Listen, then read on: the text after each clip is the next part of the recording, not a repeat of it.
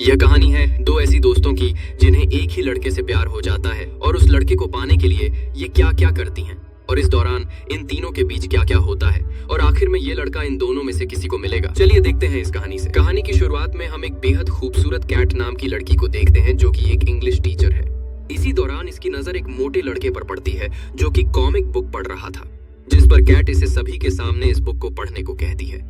लड़का जैसे ही इस बुक को पढ़ता है तो कैट को भी इसमें इंटरेस्ट आने लगता है और इसके पास आ जाती है। क्लास में मौजूद सभी स्टूडेंट एक जगह पर इकट्ठा हो गए थे। इसी दौरान यहाँ पर प्रिंसिपल आ जाता है और वह क्लास के इस माहौल को देख लेता है, जिस पर प्रिंसिपल कैट को अपने ऑफिस में आने को कहता है। थोड़ी देर बाद कैट इसके ऑफिस में पहुंच जाती है, जहाँ पर प्रिंसिपल कैट से कहता है कि शायद अब तुम्हें इस जॉब को छोड़ देना चाहिए, क्योंकि मैंने देखा है तुम बच्चों को ठीक तरह से बिल्कुल भी नहीं पढ़ाती। एक तरफ हम मेघन नाम की एक लड़की को देखते हैं जो कि एक कंपनी में अपने कुछ प्रोडक्ट्स बेचने आई थी, लेकिन इस कंपनी की ओनर को इसके प्रोडक्ट बिल्कुल भी पसंद नहीं आते और इसे मना कर देती है। इसलिए मेघन अपना प्रोडक्ट वापस अपने बैग में रख अपने घर की तरफ निकल पड़ती है। लेकिन जैसे ही बाहर आती है तो देखती है कि पुलिस इसकी गाड़ी को अपने साथ ले जा रही है, क्योंकि मेघन ने अपनी गाड़ी को नो पार्किंग एरिया में खड़ा किया हुआ था। एक तरफ हम कैट को देखते हैं जो कि वापस घर आती है, जहां पर हम मेघन को देखते हैं, यानी कि यह दोनों दोस्त हैं और दोनों एक ही रूम में रहते हैं। लेकिन यहाँ पर मेघन कैट से कहती है कि मेरा आज का पूरा दिन खराब गया है क्योंकि मैं अपना एक भी प्रोडक्ट नहीं बेच पाई, जिस पर कैट भी कहती है मेरा भी कुछ खास नहीं था क्योंकि मुझे भी जॉब से निकाल दिया गया। इसलिए दोनों अपने मन को रिलैक्स करने के लिए डांस करने लगती है। अब इसके अगले दिन मेघन कैट को सुबह 4 बजे ही जगा देती है और कहती है कि आज हमें कहीं जाना है और हमारी फ्लाइट में सिर्फ 3 घंटे बाकी हैं। कैट इसके साथ जाना तो नहीं चाहती, लेकिन मेघन इसके साथ जबरदस्ती करती है कि तुम्हें मेरे साथ चलना ही होगा, इसलिए कैट को ना चाहते हुए भी इसके साथ जाना पड़ता है। दोनों तैयार होकर एयरपोर्ट की तरफ निकल पड़ते हैं। थोड़ी देर बाद एयरपोर्ट पर पहुंचते हैं, जहां पर उनकी नजर एक लंबी लाइन पर पड़ती है। मेघन समझ जाती है कि अगर हम लाइन में लगे तो हमारी फ्लाइट मिस हो जाएगी। इसी दौरान इसकी नजर यहाँ पर मौजूद एक आदमी पर पड़ती है जो कि इस लाइन को मैनेज कर रहा था। मेघन इसके पास जाकर इससे मीठी मीठी बातें करके इसे खुश करने की कोशिश करती है, जिससे कि यह आदमी इन्हें डायरेक्टली आगे जाने देता है। थोड़ी देर बाद यह दोनों एरोप्लेन में बैठ जाते हैं। यहाँ पर हम 3 सीट को देखते हैं, लेकिन जो बीच वाली सीट थी वह किसी और की थी। थोड़ी देर बाद यहाँ पर एक हैंडसम लड़का आता है जिसका नाम जैक है और ये इस सीट पर आकर बैठ जाता है। अब क्योंकि जैक काफी हैंडसम था, इसलिए दोनों लड़कियां इसके साथ फ्लर्ट करने की कोशिश करती हैं और बात बात पर इसे छूने लगती हैं, जिससे जैक थोड़ा अनकंफर्टेबल फील करने लगता है। तभी एरोप्लेन में अनाउंस होता है कि फ्लोरिडा में भारी तूफान आने की संभावना बनी हुई है, इसलिए प्लेन को संत लुई में लैंड कर रहे हैं। थोड़ी देर बाद यह दोनों संत लुई एयरपोर्ट पर उतर जाती हैं। इसके बाद दोनों रिसेप्शन पर जाती हैं। यहाँ पर मेघन को पता चलता है कि मेरा बैग एरोप्लेन में ही रह गया, जिससे मेघन काफी उदास होती है। दोनों अपने लिए यहाँ पर एक रूम बुक करवाती हैं और वहाँ पर जाने लगती हैं। अब जैसे ही दोनों अपने रूम की तरफ जाने लगती हैं तो तभी उनकी मुलाकात फिर से जैक से होती है। यह देखकर दोनों काफी खुश होती हैं। जैक इनसे पूछता है कि आखिर तुम दोनों यहाँ पर क्या कर रही हो। इस पर दोनों बताती हैं कि असल में हम दोनों एक शादी में जा रहे हैं और जैक से पूछती हैं कि तुम यहाँ पर क्यों आए हो। जैक बताता है मैं भी एक शादी में ही जा रहा हूँ। साथ ही जैक इन्हें आज शाम के लिए डिनर पर आने को कहता है, जिसके लिए दोनों तैयार हो जाती हैं। थोड़ी देर बाद दोनों अपने रूम में होती हैं, जहाँ पर मेघन कैट से कहती है कि मेरा बैग एयरपोर्ट पर ही रह गया, जिससे कि मेरे पास पहनने के लिए अब दूसरे ड्रेस नहीं है, तो क्या तुम मुझे पहनने के लिए अपनी कोई ड्रेस दे सकती हो। इस पर कैट कहती है ओह मुझे माफ करना, मेरे पास सिर्फ एक ही ड्रेस है। थोड़ी देर बाद शाम को कैट मेघन को बिना बताए ही जैक के साथ डिनर करने एक होटल में आ जाती है। जैक इसे पूछता है कि मेघन कहाँ पर है, वह तुम्हारे साथ क्यों नहीं आई, जिस पर कैट कहती है मुझे नहीं पता, शायद उसे कोई काम होगा। यह दोनों आपस में बातें कर ही रहे थे कि तभी पीछे से मेघन भी एक साड़ी को पहनकर आ जाती है। इसमें मेघन काफी खूबसूरत लग रही थी, लेकिन कैट जिसका अब मूड खराब हो गया था। इसके बाद यह सभी एक साथ डांस करने लगते हैं। डांस करने के बाद तीनों वापस अपने रूम की तरफ लौटते हैं। अब जैसे ही दोनों अपने रूम में आती हैं तो रास्ते में ही एक दूसरे से लड़ाई करने लगती हैं। कैट कहती है कि आखिर तुम कैसे मुझे बिना बताए ही जैक से मिलने चली गई। अब क्योंकि यह दोनों ही जैक को पसंद करती हैं, इसलिए दोनों एक दूसरे से जलने लगी थीं और अब दोनों में जैक को हासिल करने का एक कंपटीशन हो गया था। इसके अगले दिन मेघन जैक से बैलून की सवारी करने को कहती है।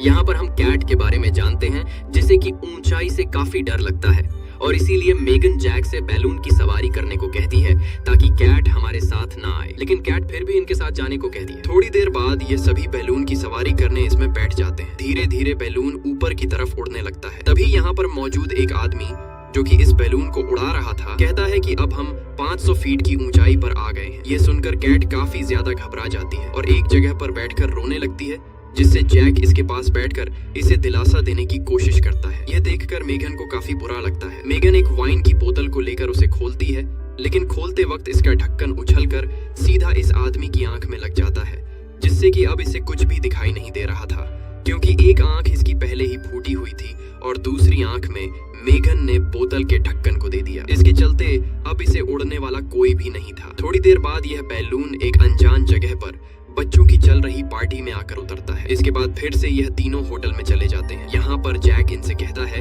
कि मैं स्विमिंग करने जा रहा हूँ। असल में जैक इन दोनों से नाराज हो गया था, क्योंकि इनकी वजह से बैलून की सवारी खराब हो गई थी। जैक तो स्विमिंग करने चला जाता है, लेकिन यह दोनों जो कि जैक को इम्प्रेस करने के लिए जानबूझकर छोटी ड्रेस पहनती हैं और स्विमिंग करने पहुंच जाती हैं। यहाँ पर जैसे ही मेगन स्विमिंग करने के लिए जंप करती है तो अचानक इसकी एक आंख में चोट लग जाती है। यहीं पर हम कैट और जैक को देखते हैं, जो दोनों एक पास बैठकर आपस में अच्छे से बातें कर रहे थे। थोड़ी देर बाद जैक अपने पूरे सामान को लेकर कहीं जा रहा था, जिससे यह दोनों भागते हुए इसके पास जाती हैं और पूछती हैं कि आखिर तुम कहाँ जा रहे हो। जिस पर जैक कहता है कि मैं एक शादी में जा रहा हूँ। दोनों लड़कियां कहती हैं कि क्या हम भी तुम्हारे साथ आ सकते हैं, क्योंकि वैसे भी फ्लाइट अभी यहाँ से निकलने वाली नहीं है और हमारे पास करने को भी कुछ नहीं है, तो प्लीज तुम हमें भी अपने साथ ले चलो। जिस पर जैक इन्हें अपने साथ ले जाने को मान जाता है। थोड़ी देर बाद ये तीनों एक गाड़ी में बैठकर जा रहे थे। यहाँ पर गाड़ी का मालिक, जिसका नाम ग्रैग होता है, इसे मेगन काफी पसंद आती है। कैट गाड़ी में आगे की तरफ बैठी हुई थी, जबकि जैक और मेगन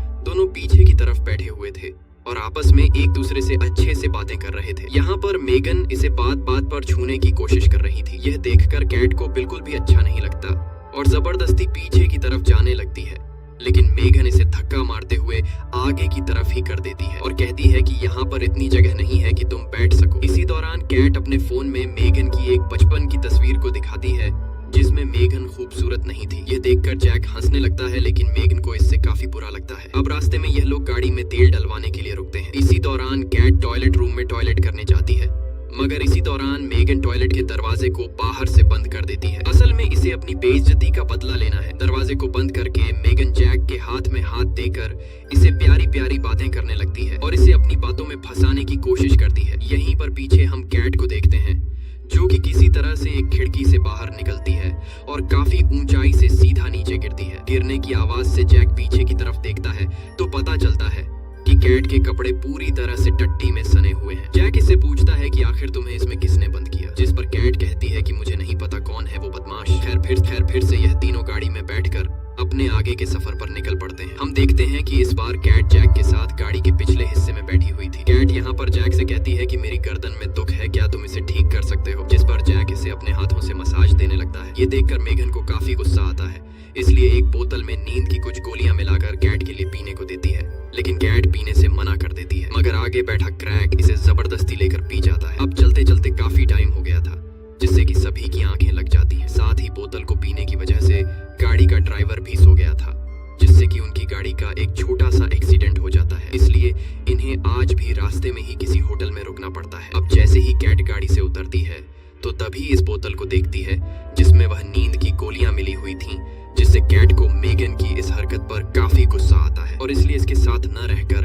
अपने लिए दूसरा रूम बुक करती है। रात को जब कैट अपने लिए ड्रिंक बॉटल लेने के लिए जाती है तो तभी इसकी मुलाकात जैक से होती है। जैक यहाँ पर इसे कहता है कि मेगन के साथ रहने की वजह से मैं तुमसे अपने दिल की बात कह ना सका, और कहता है कि मैंने जब से देखा है मुझे तुम तभी से पसंद हो, और इतना कहते ही इसे किस करता है, जिसके बाद राज की राज दोनों एक साथ खूब मजे करते हैं। अब इसके अगले दिन ये दोनों एक होटल में बैठी हुई थी, जहाँ पर मेगन कैट से कहती है कि हमें एक लड़के के लिए अपनी दोस्ती को खराब नहीं करना चाहिए, और साथ ही मेगन कैट से कहती है कि कल रात जैक मेरे साथ रिलेशन में आया था, जिस पर कैट कहती है कि तुम क्या बकवास कर रही हो, कल रात को मेरे साथ भी रिलेशन में आया था, और कहती है कि तुम झूठी लड़की हो, तुम मुझे और जैक को एक दूसरे से अलग करवाना चाहती हो। बातों ही बातों में इन दोनों में लड़ाई होने लगती है और होटल में ही मौजूद छोटे मोटे सामान को एक दूसरे की तरफ फेंकने लगती है, जिससे कि यहाँ पर एक बड़ी अलमारी गिरती है और दोनों इसके नीचे दब जाती हैं। इसी दौरान यहाँ पर क्रैक आता है और अलमारी को उनके ऊपर से हटाता है। अब क्योंकि इन दोनों की लड़ाई से होटल का काफी नुकसान हो गया था,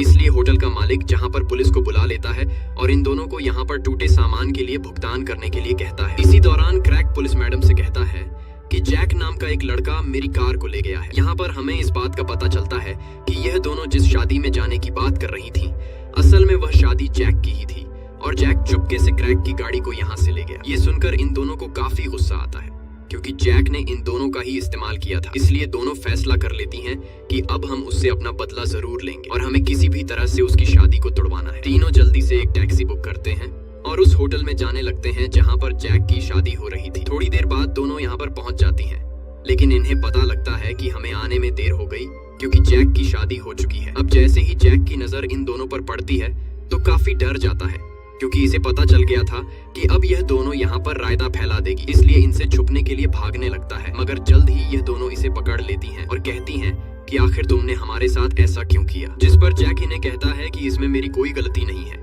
बल्कि तुम ही मेरे करीब आई थी, और उनसे रिक्वेस्ट करता है कि प्लीज इस बारे में मेरी वाइफ को कुछ नहीं बताना। इसी दौरान यहाँ पर जैक की वाइफ भी आ जाती है। ये दोनों देखते हैं कि जैक की वाइफ थोड़ी अकड़ू टाइप की है। इसके सामने जैक भीगी बिल्ली बनकर रहता है। ये देखकर इन दोनों को काफी खुशी होती है, मानो जैसे इन्हें इनका बदला मिल गया हो। इसके बाद दोनों वापस अपने घर जाने के लिए एयरपोर्ट पर पहुंच जाती हैं। यहाँ पर आकर इन्हें पता लगता है कि अभी फ्लाइट को आने में 4 घंटे बाकी हैं। इसीलिए मेगन क्रैक के पास जाती है और इसे पूछती है कि क्या तुम मुझे पसंद करते हो, जिस पर क्रैक हाँ कहता है।